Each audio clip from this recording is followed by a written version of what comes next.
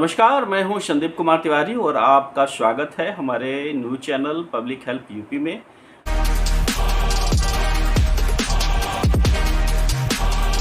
तो साथियों, जैसा कि आप सभी लोग जानते हैं कि सहारा इंडिया से भुगतान को लेकर के सभी निवेशक इस आस में बैठे हैं कि उनका भुगतान कैसे होगा। अभी तक सीआरसी ने पोर्टल जारी क्यों नहीं किया। इन्हीं सब मुद्दों पे आज मैं आप लोगों के बीच में चर्चा करने वाला हूं।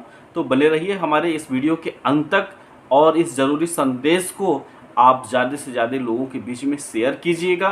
और अगर आपने हमारे चैनल को सब्सक्राइब नहीं किया है तो हमारे इस चैनल को सब्सक्राइब कर लीजिएगा, बेल आइकन के बटन को ज़रूर दबाइएगा। तो बने रहिए हमारे इस चैनल के अंत तक और पूरी संदेश को ज़रूर सुनिएगा। बीच में आप स्किप मत कीजिएगा, भगा भगा के मत देखिएगा, ताकि आपको पूरी जानकारी नहीं मिल पाएगी। अगर पूरी जानकारी चाहिए आपको तो आप पूरी वीडियो अंत तक ज़रूर देखिए।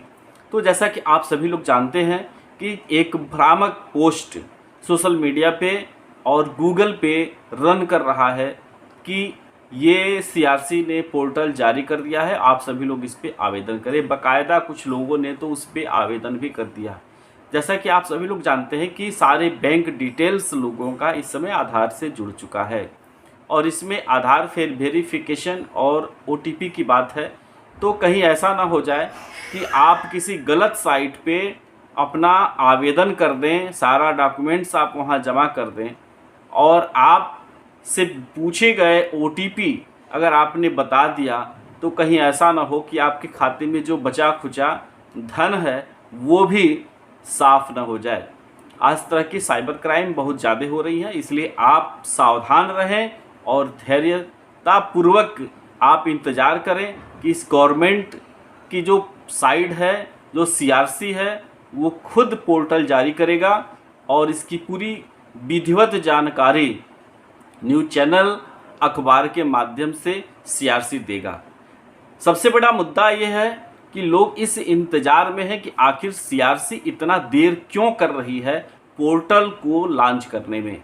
मेन मुद्दा ये है। कुछ लोगों का तो सवाल ये रहा है कि आखिर सीआरसी कर क्या रही है, क्या निवेशकों का क्रेडिट सोसाइटी में जमा धन उन्हें मिल भी पाएगा समय से या नहीं मिल पाएगा।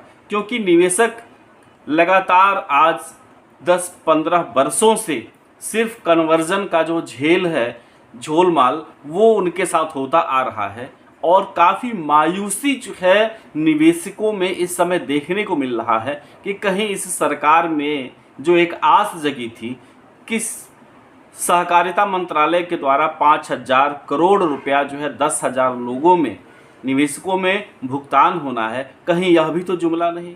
इस तरह की चर्चाएं जो हैं आम होती दिख रही हैं। कहीं भी किसी भी चौराहे पे आप चले जाइए तो सहारा की बात को अगर आप छेड़ देते हैं तो कुछ लोगों का कहना है कि भारतीय जनता पार्टी का ये चुनावी गेम है, लोग नहीं समझ रहे हैं। चुनाव 2024 में लोकसभा का है, इसको देखते हुए गवर्नमेंट ने खुद ही पोर्टल लॉन्च करने में डिले किया हुआ है। क्या ये हकीकत है, कहाँ तक इसमें सच्चाई है, ये तो हम नहीं आपको क्लियर कर सकते क्योंकि ये इंटरनल मामला है और गोपनीय मामला है। मैं इस गोपनीय मामले में बहुत ज़्यादा इंटरफेयर नहीं कर सकता, इस पर चर्चा भी नहीं कर सकता कि सीआरसी ने अभी तक पोर्टल क्यों नहीं जारी किया। लेकिन हाँ, ये ज़रूर है कि गवर्नमेंट अपने हिसाब से अपना चुनावी बेनिफिट देख रही है। इस बात की जो है जिक्र जोरों पे हो रही है। कहीं ऐसा तो नहीं कि 2024 में जो लोकसभा का चुनाव है, नज़दीक आते ही पोर्टल लॉन्च होगा चुनाव, उसके बाद जब लोग आवेदन शुरू करेंगे तब तक चुनाव की प्रक्रिया पूर्ण कराने में सारे अधिकारी लग जाएंगे। फिर ये होगा कि चुनाव के बाद भुगतान की प्रक्रिया शुरू होगी। तो ये कहीं ना कहीं से निवेशकों के को भरमाने की जो ये प्लानिंग है, ये जो है चल रही है और इसमें आप सभी लोगों को धैर्य बना के रहने की ज़रूरत है और आप सभी लोगों को एकजुट होकर के इस पे आवाज़ उठाने की भी ज़रूरत है ताकि निवेशकों का पैसा समय से मिल सके। उसके लिए सीआरसी जल्द से जल्द पोर्टल को लॉन्च करे ताकि लोग जो बेताब हैं कि उनका जो धन है उन्हें मिलना शुरू हो जाए। इसको लेकर के सारी जो अड़चनें हैं वो अड़चनें ख़त्म हो जाएं।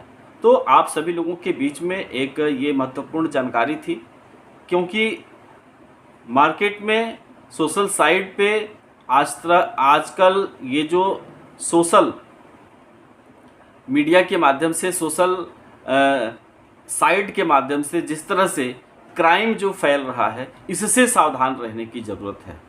किसी भी पोर्टल पे आप ऑनलाइन मत कर दीजिए। किसी पोर्टल को अगर आप गूगल खोलते हैं और इस पर दिखता है कि हाँ ये CRC के द्वारा ही पोर्टल लॉन्च किया गया है, तो आप देख लें, कहीं भी एक आध अक्षर अगर गवर्नमेंट की साइट से नहीं मिल रहा तो आप यह मान लीजिए कि ये फर्जी साइट है, कहीं ना कहीं आपके साथ धोखा हो सकता है। तो जो आपका बचा हुआ धन है वो भी ये क्राइम करने वाले जो लोग हैं वो आपका पैसा हड़प लेंगे। तो इससे सावधान रहने की ज़रूरत है। और मुझे लगता है ये मैं सीधे तौर पे एक संदेश देना चाहता हूँ गवर्नमेंट को भी कि जो लोगों की जो भावनाएं हैं, इन भावनाओं के साथ खिलवाड़ न किया जाए और जितना जल्द हो सके CRC पोर्टल लॉन्च करे ताकि लोग अपना आवेदन सुगमता से कर सकें और उनका भुगतान उनके खाते में आ जाए, ताकि उनके चेहरे पे जो इतने दिनों से मायूसी है सहारा इंडिया परिवार को लेकर के कि सहारा इंडिया ने अभी तक भुगतान नहीं किया, ये मायूसी ख़त्म हो। बाकी जो स्कीम है उसके ऊपर भी कानूनी कार्रवाई करते हुए और लोगों का भुगतान कराने की प्रक्रिया गवर्नमेंट सुनिश्चित करे। जैसा कि आप सभी लोग जानते हैं कि एक कानून बना है बर्ड्स एक्ट 2019, PID एक्ट हर राज्य का जो बना है 2016, वो राज्य जो हैं इसको प्रभावी तौर तरीके से लागू करके, और भी बहुत सारी कंपनियां हैं जो चीट फंड कंपनी है, सिर्फ सहारा की ही बात नहीं है, जैसे Vishwamitra India Parivar, PACL, Pincon, Omisha group, Sharda group, universal credit society और तमाम तरह की जो कंपनियां हैं, वो जिन लोगों ने गरीब और भोली भाले लोगों को गुमराह करके अपनी कंपनी में पैसा निवेश करा लिया और भुगतान का जब दौर आया तो सारी कंपनियां बंद हो गई, भाग गई। ये एक दौर था कि गली चौराहे पे जगह जगह जहां आपकी निगाहें जाती थी वहां नॉन बैंकिंग सेक्टर की एक दो कंपनियां आपको देखने को मिल जाती थी। लेकिन आज यह दौर इस समय का है कि आपको ये चीट फंड कंपनियां अब बहुत कम देखने को मिल रही हैं मार्केट में। मुझे तो, मैं एक तौर से कह सकता हूं कि बिल्कुल ही नहीं दिख रही हैं। क्यों? क्योंकि इन सभी कंपनियों के ऊपर गवर्नमेंट ने, प्रशासन ने जो नकेल कसा, इसके वजह से सारी कंपनियों को लग रहा है कि अब हम बचने वाले नहीं हैं। लेकिन एक जो प्रश्न चिन्ह जो खड़ा होता है कि इन कंपनियों को लाइसेंस देने का जो कार्य जो है ROC MCA जो करती है, वो निगरानी भी करे कि हमने जिन भी लोगों को लाइसेंस दिया है वो आखिर मार्केट में, वो पब्लिक के बीच में कर क्या रही हैं, क्या वो अपने सिस्टम से काम कर रहा है कि नहीं कर रहा है, इस पे भी निगरानी करने की ज़रूरत है।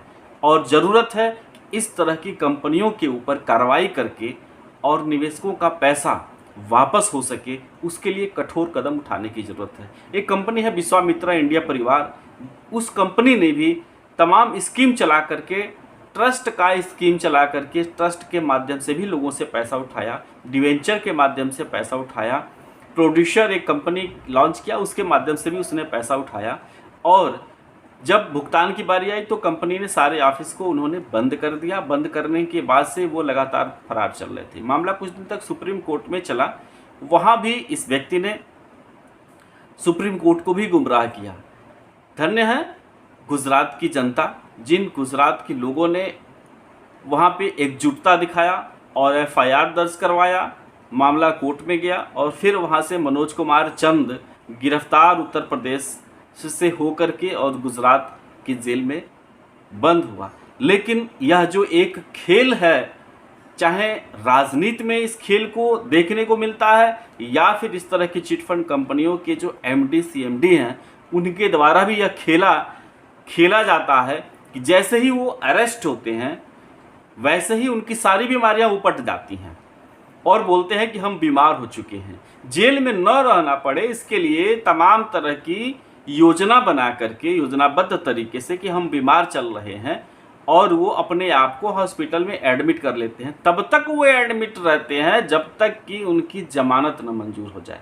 कि जमानत मंजूर हो जाएगी, हम हॉस्पिटल में ही हैं और हॉस्पिटल से ही बाहर बरी हो जाएं। इस तरह का खेल जो है चलता है। बाकायदा मैं उन सभी हॉस्पिटल्स के डॉक्टरों को भी मैं ये एक संदेश देना चाहता हूँ कि ये पूरे देश के करोड़ों निवेशकों के पक्ष की बात है, उनके अधिकार की बात है। अगर इस तरह की चिट फंड कंपनियां अगर आपको गुमराह करने का कार्य करे तो आप एक बार इस देश के उन गरीब हजारों करोड़ों निवेशकों का चेहरा, उनके दुख दर्द को भी समझने का प्रयास कीजिएगा और कोई भी गलत रिपोर्ट कोर्ट के सामने आप डॉक्टरी का न प्रस्तुत करें, जिससे कि चिट फंड कंपनी के डायरेक्टर एमडी बच जाएं।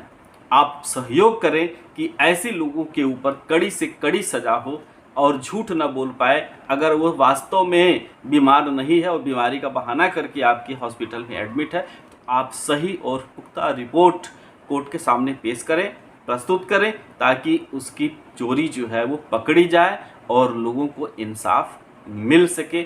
उसके लिए कार्य करने की ज़रूरत है।